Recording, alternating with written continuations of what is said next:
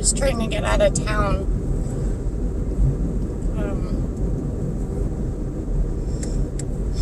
Thank God there's not a lot of people yet, but it's not the weekend. I'm sure it's hot inland. It's really overcast and cool today here.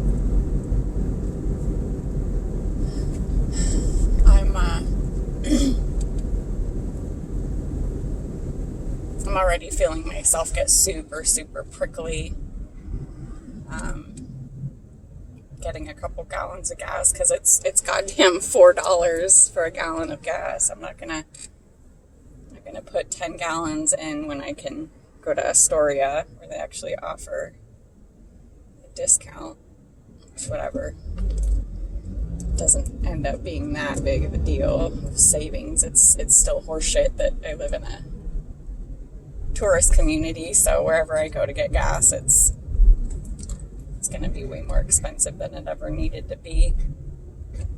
And I just hate all the, God, got people dinking around, walking, like, you know, they're on vacation. Yeah. Why not? Looking at a few doorknobs, I probably have some good chances of looking, and nobody's wearing a mask. Driving through downtown Long Beach. That restaurant is packed. It's got a line coming out of the back of it, and nobody's wearing a mask. Enjoy your breakfast. Tip your server well. Sure as fuck don't make enough per hour to do stuff for you.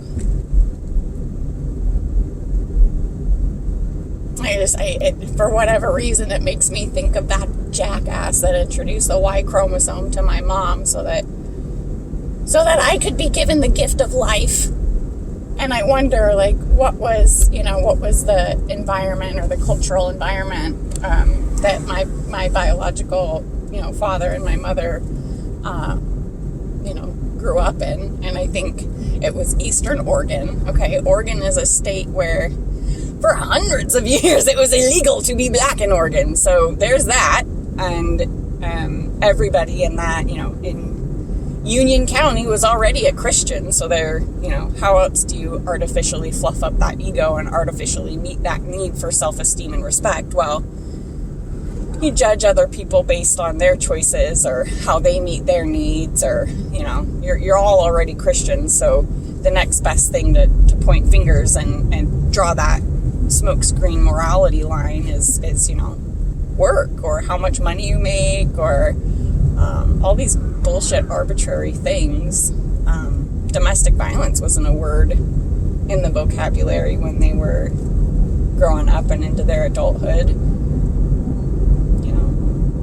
That jackass wasn't an abuser. That jackass wasn't a messed up person. He wasn't a narcissist. He was a good person. He got married in the temple. He, wound up making some other lady poop out a bunch of Mormon babies. So, we go on vacations and we bitch about politics, and we bitch about how other people go about meeting their needs, and, all the while we're beating and fucking our children because we can, because they're our property. Same thing with the wives, And God forbid you be a man that experiences an emotion. God forbid. No wonder he ended up such a disgusting excuse for a man. Like, the men who are our fathers, the men who are our grandfathers, thanks, guys. And now I try to date, or I try to meet needs by having relationships with other people, even just friendships. And it's this disgusting, like, penis showing game of, it's just distraction. It's like, yeah, I have this need for human contact. I have this need for human intimacy. I have this need for connection. But, it's not okay for me to experience any kind of an emotion. So, So I'm just gonna fiddle fuck around that whole thing. You know, men are just taking their cues from their ancestors, from their elders, and that's working out well, isn't it? Let's get obsessed with making money so that later we can have a good life. But later, when we have all that money, because we were not considering becoming a person, we're a fucking asshole with a bunch of money and no personal growth to speak of. These men feel esteem or respect from their job, but they don't feel it from within. You don't become a person who can love another person by getting ahead in the business world, paying more taxes.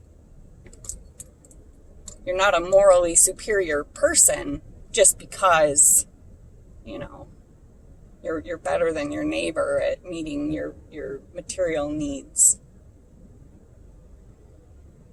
You know, I guess I just wanted to say that. Shout out to the dads. Thanks a lot.